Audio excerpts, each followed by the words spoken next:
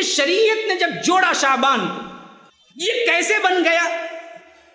اللہ کے رسول صلی اللہ علیہ وسلم کا معمول حضرت عائشہ بیان کرتی ہیں، سب سے زیادہ کثرت سے روزہ اللہ کے رسول صلی اللہ علیہ وسلم شعبان میں رکھا کرتے تھے، سب سے زیادہ۔ صحابہ نے پوچھا اللہ کے رسول کوئی اور مہینہ ہم نے نہیں دیکھا سوائے شعبان کے، آپ اتنے زیادہ کثرت سے روزے اس میں رکھتے ہیں، آخر کیا وجہ ہے؟ کہا کہ اصل میں لوگ یہ رجب اور رمضان کے درمیان ہے تو بہت سے روزے دار اس کو روزہ رکھنے میں بھول جاتے ہیں، کیوں؟ آنے والا رمضان ہے، وہاں تو روزہ رکھنا ہی ہے، فرض ہے، تو اس وجہ سے شعبان کے نفلی روزے بھی چھوڑ دیتے ہیں، بھول جاتے ہیں۔ حالانکہ ان لوگوں کو معلوم نہیں کہ یہ شعبان کے مہینے میں اللہ تبارک و تعالی خاص اعمال ہیں ان پر متوجہ ہوتا ہے، اور اللہ تبارک و تعالی کے دربار میں ہمارے اعمال پیش ہوتے ہیں، اور میں یہ امید کرتا ہوں، پسند کرتا ہوں کہ میرے جب بھی اعمال دربار الہی میں پیش ہوں میں روزے سے ہوں، اس وجہ سے میں زیادہ کثرت سے روزے رکھتا ہوں۔ اللہ کے رسول صلی اللہ علیہ وسلم نے شعبان کی فضیلت میں فرمایا اس میں کثرت سے روزے بھی رکھے، اور ہمارے لیے حکم دے دیا کہ دیکھو 15 شعبان کے بعد روزہ نہ رکھو۔ سنن نسائی کی روایت۔ اب عجیب بات دیکھیے، سنت کی خلاف ورزی میں ہم کتنے بے باک ہیں، برابر 15 شعبان کے دن روزہ رکھتے ہیں، رات گزری شب برات، صبح روزہ، کیا کہتے؟ شب برات کا روزہ کرتے۔ کون بولا جی؟ کہاں سے آئی بات؟ کس نے بتایا؟ کس نے عمل کیا؟ کون سی حدیث میں؟ کوئی چیز نہیں ہے، نہ عقلاً ہے نہ نقلاً ہے، نہ اللہ کے رسول سے ثابت۔ ایک ضعیف روایت ہے جس میں بتایا گیا ہے حضرت علی کو اللہ کے رسول نے فرمایا کہ علی رات میں قیام کرو اور دن میں روزہ رکھو، ایسا کر کے نماز پڑھو، وہ نماز جس کی ہر رکعت میں 10 مرتبہ سورہ اخلاص پڑھ لو تو تمہارے اگلے پچھلے ہر گناہ معاف ہو جاتے ہیں۔ اب دیکھیے بنانے والے نے بھی روایت کیسی بنائی ہے، دیکھو لوگ حضرت علی پہ کیا کرتے ہیں جی، ایک گروہ ہے جو اللہ بنا بیٹھا، معلوم ہے نا؟ کون بولتا اللہ حضرت علی کو؟ معلوم ہے؟ ہاں، تو علی کو خاص کیوں لائے اس روایت میں؟ معلوم ہو گیا سنی بھائیوں کا کوئی مسئلہ نہیں، یہ شیعت کی پیداوار ہے، یہ بتا رہا ہے بات۔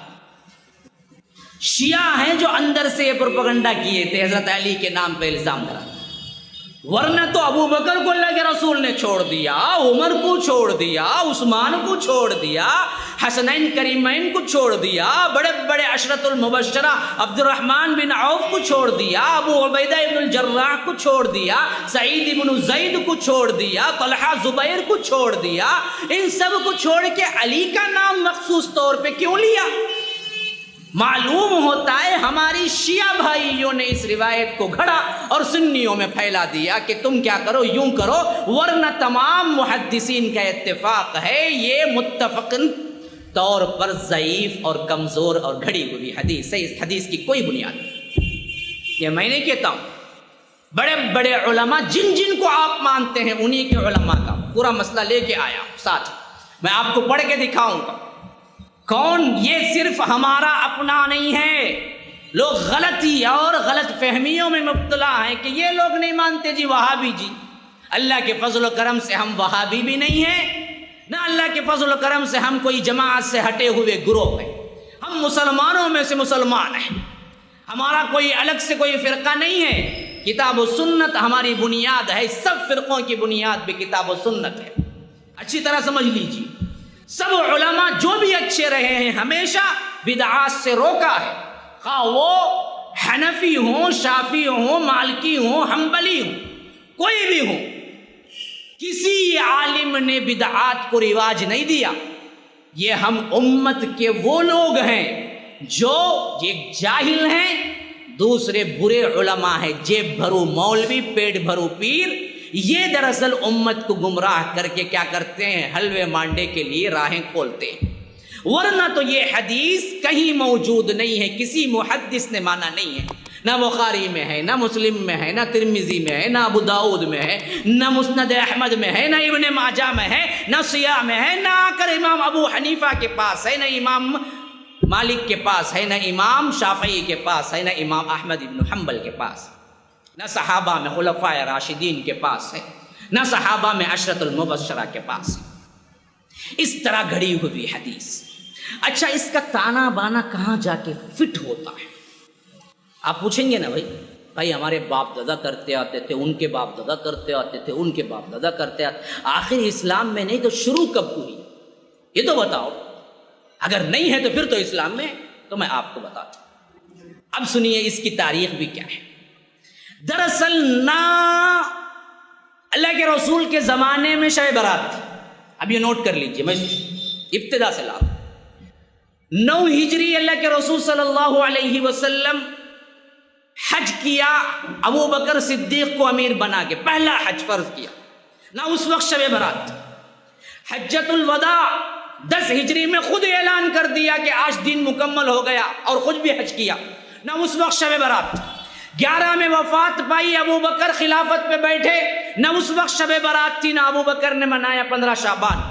پھر اس کے بعد 12 رہا، 13 میں حضرت ابو بکر کی وفات ہوئی، نہ اس وقت بھی نہیں تھی۔ حضرت ابو بکر نے حضرت عمر کو اپنا خلیفہ بنایا، اور 13 میں حضرت عمر خلافت میں بیٹھے، اس وقت بھی 15 شعبان شب برات نہیں تھی۔ پھر اس کے بعد تقریباً حضرت عمر 10 سال تک خلافت کرتے رہے، بس پر 3 سال ہجری ہو گیا، ہجری 23 ہجری حضرت عمر کی خلافت ختم ہوئی۔ بدبخت ابو لولو فیروز نے حضرت عمر کو خنجر مارا نماز میں، نماز فجر میں، جس کی وجہ سے یہاں سے لے کے یہاں تک پورا جسم پھٹ گیا، اور یہاں سے خون رسنا شروع ہو گیا۔ 3 دن تڑپتے رہے اسی زخم میں۔ پھر اس کے بعد حضرت عمر انتقال کیے، شہید ہوئے، اور حضرت عثمان کو خلیفہ چنا گیا بسپر 3 میں۔ اس وقت بھی 15 شعبان شب برات نہیں تھی۔ پھر حضرت عثمان آئے، حضرت عثمان بسپر 3 ہجری میں بیٹھے تو کتنے سال رہے؟ 12 سال رہے، 12 سال خلافت کی۔ 12 سال میں 13 شب برات آئے، 13 15 شعبان آئے، حضرت عثمان نے ایک بھی نہیں منایا۔ 30 پر 5 ہجری 35 ہجری تک حضرت عثمان رہے خلافت پر، اور 35 ہجری تک نہ 15 شعبان حضرت عثمان کو معلوم رہی، نہ انہوں نے شب برات منایا۔ 36 ہجری میں بدبختوں نے حضرت عثمان کو ان کے محل میں چڑھ کے انہی کے گھر میں شہید کر دیا، جب بھی شب برات۔ حضرت عثمان کے بعد حضرت علی آئے خلیفہ بن۔ حضرت علی 36 ہجری سے لے کر 40 ہجری تک خلیفہ رہے۔ 4 سال کا عرصے میں 15 شعبان اور 5 شب برات آئی، اور اللہ کے رسول صلی اللہ علیہ وسلم کے یہ پیارے ساتھی کزن، جن کے ہاتھوں میں پلے، جن ہاتھوں نے اللہ کے رسول کے ہاتھوں نے پالا حضرت علی کو، ایسی شخصیت جو گھر میں بھی تھے، محبوب بھی تھے، رشتہ دار بھی تھے، کزن بھی تھے، اور اللہ کے رسول صلی اللہ علیہ وسلم کے سب سے بڑے مددگار بھی تھے، ان کی خلافت میں 4-5 شب برات آئی۔ 15 شعبان نہ انہوں نے منایا، نہ شب برات کیا، نہ ان کی زندگی میں کوئی نمونہ ہمیں ملتا ہے۔ حتیٰ کہ 40 ہجری میں حضرت علی کو بھی بدبخت ابن الملجم، بدبخت ترین شخص اس دنیا کا، اس امت کا، مسلمان ہوتے ہوئے خنجر مار کے ہلاک کیا ہے۔ حضرت علی شہید ہو گئے کوفہ۔ 40 ہجری خلفائے راشدین کا دور ختم۔ یہاں سے ایک فرقہ اٹھا جو اسلام کو بدنام کرنے کے لیے اٹھا۔ وہ فرقے کا نام ہے، جس نے حضرت علی کو کافر کہا، خوارج۔ انہوں نے دین میں سختی پیدا کی، یہاں تک کہ بڑے بڑے صحابہ کو کافر کہا۔ دوسرا گروہ اٹھا، وہ بھی دین سے دور تھا۔ وہ کون تھا؟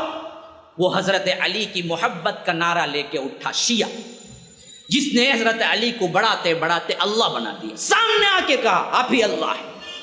حضرت علی نے حکم دیا ان سب بدبختوں کو جلا دیا گیا۔ تو یہ دونوں گروہ اسلام کو جس ستون اور عمارت میں اللہ کے رسول نے صحابہ کو کھڑا کر کے گیا تھا، جس مضبوطی کے ساتھ یہ لوگ ہیں دیمک کی طرح اس کو کھانے لگے، کھوکھلا کرنے لگے آہستہ آہستہ اندر سے۔ اب حضرت امیر معاویہ آئے 40 میں۔ حضرت امیر معاویہ کتنے سال حکومت کی اس امت مسلمہ پر پتہ ہے؟ 40 سال سے لے کر 60 سال، یعنی 60 ہجری تک پورے 20 سال حکومت کی۔ 40 ہجری سے 60 ہجری تک مکمل 20 سال۔ 20 سال میں تقریباً 15 شعبان آئے، 21 شب برات آئی، اور حضرت امیر معاویہ وہ ہیں جن کو اللہ کے رسول اتنا مخصوص رکھتے تھے، قرآن اترتا تو لکھنے کے لیے خود بلاتے تھے، امیر معاویہ کو بلاؤ اور قرآن کی کتابت کرنے کے لیے، کاتب وحی حضرت امیر معاویہ۔ ان کو اللہ کے رسول سے یہ محبت نہیں تھی، ان کو پتہ نہیں تھا شب برات میں بڑی فضیلت والی چیز ہے، قبرستان جاؤ، حتیٰ کہ 60 ہجری 60 ہجری میں حضرت امیر معاویہ وفات پائے تو ان کا بیٹا یزید بیٹھا 60 سے 60 پر 4 ہجری۔ یہی وہ واقعہ ہے جس کی دور خلافت میں حضرت حسین کربلا میں شہید کر دیے گئے، جس کی وجہ سے یہی اس کا نام بدنام ہو گیا۔ حالانکہ کرنے والوں میں اس کا کوئی ہاتھ نہیں تھا، لیکن اس کی دور خلافت میں ہوا، بس بات اتنی ہے حقیقت۔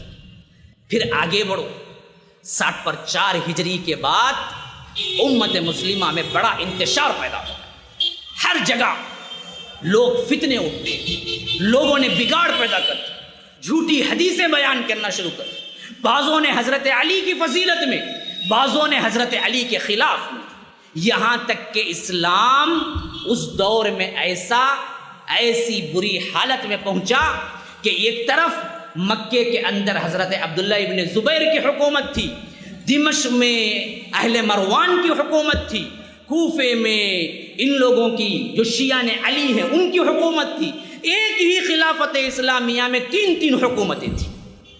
پھر اللہ تبارک و تعالی نے امت پہ رحم کی، پھر بنو امیہ جمے اور انہوں نے پھر اس کو متحد کیا، پھر ایک جمعیت بنی، ایک خلافت بنی۔ پھر اسلام کے اندر جو بڑے بڑے فتنے پیدا ہو گئے تھے، اللہ تبارک و تعالی نے اس حساب سے بڑے بڑے اماموں کو بھیجا۔ اس حساب سے نمبر 1 فہرست پہ آنے والے امام ابو حنیفہ رحمہ اللہ ہیں 80 ہجری۔ 60 میں امیر معاویہ بیٹھے، 60 پر 5 میں یزید بھی مر گیا، بات وہاں سے ختم ہو گئی۔ پھر یہ 15 سالہ عرصہ بڑے فتنوں کا دور رہا، اور 80 ہجری میں امام ابو حنیفہ رحمہ اللہ پیدا ہو گئے، اور اس کے بعد 100 ہجری کے بعد تو خود حضرت امام ابو حنیفہ رحمہ اللہ اتنا شعور والا کام کیا کہ انہوں نے سب سے پہلے عقائد کو مرتب کیا، جس کا نام ہے فقہ الاکبر، ان کی اپنی لکھی ہوئی کتاب۔ پوری تاریخ میں امام ابو حنیفہ رحمہ اللہ کی ایک ہی کتاب ہے جو انہوں نے خود لکھی، وہ ہے فقہ الاکبر، جس میں انہوں نے بالترتیب ہمارے لیے عقیدہ اور اس کو بالترتیب صحابہ کی فضیلت بیان کر کے لکھا کہ سب سے پہلے نمبر پہ ابو بکر ہیں، پھر اس کے بعد حضرت عمر ہیں، پھر اس کے بعد حضرت عثمان ہیں، پھر اس کے بعد حضرت علی ہیں۔ اس ترتیب میں نہ بخاری میں ہے، نہ مسلم میں ہے، نہ قرآن میں ہے۔ ہم کیوں اس ترتیب میں مانتے ہیں؟ کیونکہ امت نے اجماع کر کے ہمیں یہ عقیدہ دیا کہ اسی ترتیب میں ماننا ہے، کیونکہ اسی ترتیب میں صحابہ نے خلافت کے اندر خلفاء کو چنا۔ لیکن یہ ترتیب بہت سوں کو پسند نہیں آئی، شیعہ نے علی کو بھی پسند نہیں آئی، اسی طرح خوارج کو بھی پسند نہیں آئی۔ انہوں نے بڑے بڑے گل کھلائے ہیں اس اسلام کو بدنام کرنے کی، حتیٰ کہ آخری سرحد پہ 100 ہجری کے سرحد پہ اللہ تبارک و تعالی نے بنو امیہ میں سے ہی ایک بہت ہی بہترین خلیفے کو بھیجا، جو تاریخ میں خلیفہ خامس کہا جاتا ہے، 5ویں خلیفہ راشد، 4 خلیفہ نے ان کو 5واں کہا جاتا ہے، وہ ہیں حضرت عمر بن عبد العزیز۔ یہ عمر بن عبد العزیز کی دور خلافت کا زمانہ کیا ہے؟ 99 ہجری تو 101، 2 سال صرف رہے، صرف 2 سال حکومت کی، 2 سال ہی۔ کیوں؟ پورا وہ اسلام کی شان واپس لوٹانے میں انہوں نے کوششیں کی، تو بدبخت دشمنوں نے انہیں زہر دے کے 2 سال کے اندر ہی مار دیا، زہر دے کے مارا گیا ان کو۔ خود ان کے اپنوں نے زہر دے کے مارا. کیوں؟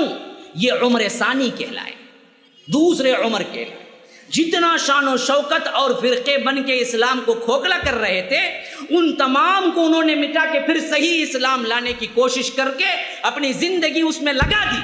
تو دشمنوں نے دیکھا کہ اگر یہ بہت دیر رہیں گے تو آخرکار ہمارے تمام کام جو کچھ ہم نے کوششوں سے اسلام کو کھوکھلا کیا ہے پھر دوبارہ نیست و نابود ہو جائے گا اور اسلام پورے طاقت کے ساتھ کھڑا ہو جائے گا. تو انہوں نے کیا کیا, ان کو زہر دے کے مار دیا. یہ واقعہ کب ہوا؟ 101 ہجری, برابر 100 سال ہجری شروع ہو چکی. حضرت عمر بن عبد العزیز شہید ہو گئے, وفات پا گئے. اب اس کے بعد بنو امیہ کو کوئی اچھا خلیفہ نہیں ملا, حتیٰ کہ کمزور ہوتے چلے گئے. تو ایک فرقہ اٹھا بنو عباس میں سے, انہوں نے یہ نعرہ لگایا ان کو خلافت کا حق نہیں, حق ہے تو ہم ہی ہیں جو حضرت عباس اللہ کے رسول کے چچا کے خاندان والے. حالانکہ یہ محبت کرنے والے نہیں تھے, صرف حکومت حاصل کرنے کے لیے حضرت عباس کا نام لے کے آخرکار بڑی حکومت اندر سے بنائی اور ایک ہی دن میں بنو امیہ کا تختہ الٹ دیا اور عباسی چھا گئے. حتیٰ کہ خلافت اموی, خلافت امیہ جسے کہتے ہیں, 132 ہجری کے اندر ختم ہو گئی اور خلافت بنو عباس آ گئی. یہ بنو عباس کیا تھے؟ بنو عباس کا سب سے بڑا بگاڑ دین میں تھا. بڑے بڑے فرقے اس کے اندر آئے. کیوں؟ عربوں کو شکست دے کے آئے تھے تو عجمیوں سے مدد لینا پڑی. تو انہوں نے کیا کر دیا, ایرانیوں سے مدد. ایرانی وہ لوگ تھے جو صدیوں سے حکومت کرتے آ رہے تھے. حضرت عمر کے دور خلافت میں یہ بالکل نیست و نابود ہو گئے. اللہ تبارک و تعالیٰ نے ان کا سب سے بڑا پارلیمنٹ مدین میں جو تھا, مدائن کے اندر, وہ خود اللہ تبارک و تعالیٰ نے حضرت عمر کے دور میں دے دیا. اب وہ سب کے سب مٹ کے رہ گئے. آخری بادشاہ ایرانیوں کا یزجرد کہلاتا ہے, اس کو حضرت عثمان کے دور میں مار دیا گیا. وہ خود اپنے آپ, بعض روایتوں میں آتا ہے کہ خودکشی کر کے مر گیا اور ایرانی ملیاں میٹ ہو گئے. لیکن ایران بڑا قدیم مذہب ہے اور ان کے جو اصول اور ان کے جو برستار ہیں وہ بڑی محبت کرتے تھے اپنے اپنے عقائد سے. لیکن جب اسلام کا غلبہ ہوا تو انہوں نے کیا کیا, اب دوسرا چارہ نہیں تھا تو اسلامی لحاظ سے لبادہ اوڑھ لیا, جبہ قبہ. ہم بھی جبہ قبہ سے نہ دھوکا کھاتے ہیں. اصل میں بڑی داڑھی ہو, ہرا دوپٹہ ہو, پھر مسجد کے ممبر میں بیٹھ گیا ہو, 1000 دانے کی تسبیح گلے میں ہو, 2000 دانے کی تسبیح ہاتھ میں ہو, پھر سبحان اللہ کہتے ہوئے حلوہ لاؤ, مانڈے لاؤ, پیسے لاؤ بولتا رہا ہو, تو ہم سمجھتے ہیں کہ کیا ہے, بالکل صحیح ہے بھائی, یہ جو بھی کہے گا اسلام کے مطابق ہوگا. ہم سمجھ جاتے ہیں. تو یہ بھی یہی اسلام کا لبادہ اوڑھ کے دراصل مسلمان بن گئے. آپ کو معلوم ہونا چاہیے حضرت عمر کو کون قتل کیا؟ ابو لولو فیروز. کون تھا؟ ایرانی تھا, ایرانی غلام تھا جو حضرت عمر کو قتل کیا. وہ عمر جن سے قیصر و کسریٰ کانپتے تھے, ابو لولو فیروز ہے قاتل. کہاں سے آیا؟ ایران سے آیا. تو ایران مذہب اسلام کا پرانا دشمن رہا ہے, پرانا دشمن.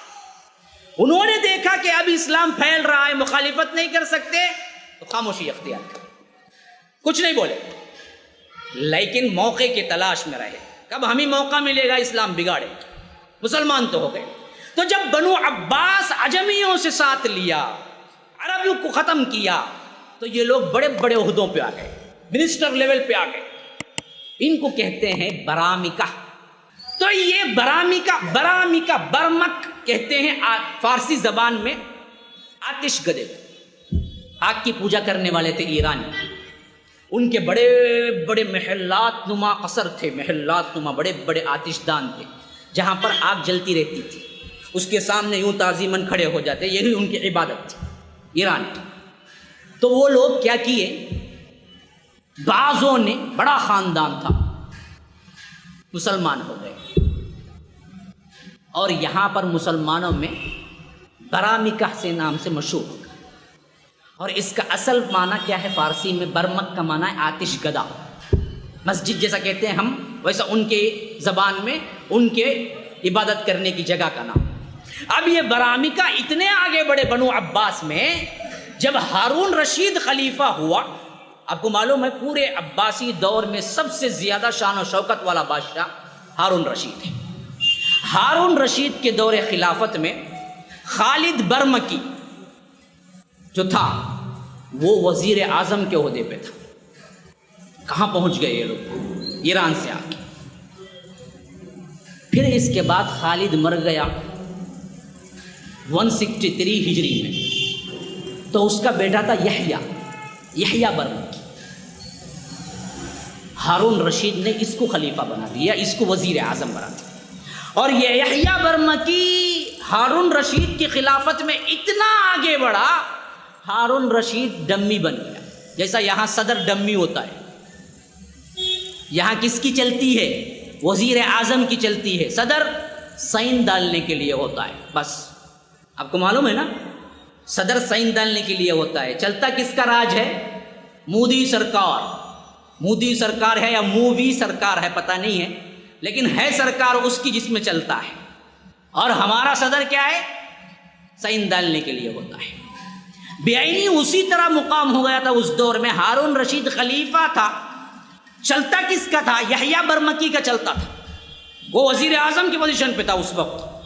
اتنا آگے بڑھ گیا کہ ایک دور میں خود ہارون رشید کو پریشانی شروع ہو گئی، کیا جی میری کچھ چلتا ہی نہیں ہے، چلتا سب اس کا ہے۔